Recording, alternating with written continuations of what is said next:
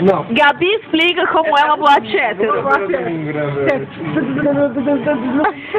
É a dança do Shepard. Do tipo...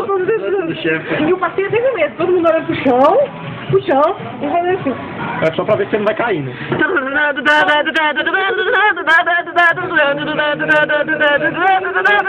Aí os homens olham Eu tenho pelos, mas eu sou gostoso.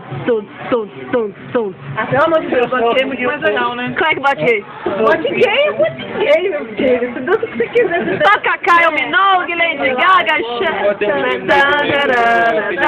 Tem um pão no meio da boate. Sério? Eu fui na hora que tem um pão lá no meio. Ai, não. Aí os caras, aí as outras dançam no pão. Ele sobe, desce. Ué, tem vídeo do Camus dançando no pole dance junto com o Bernardo. Homem! Avassaladores! Chinês, por favor. Descobertas bombásticas.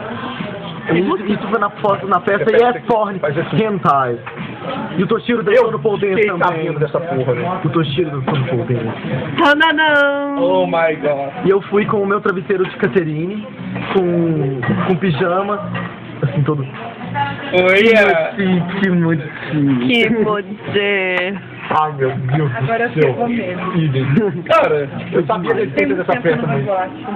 Anyway. Vamos, esse dia, vamos.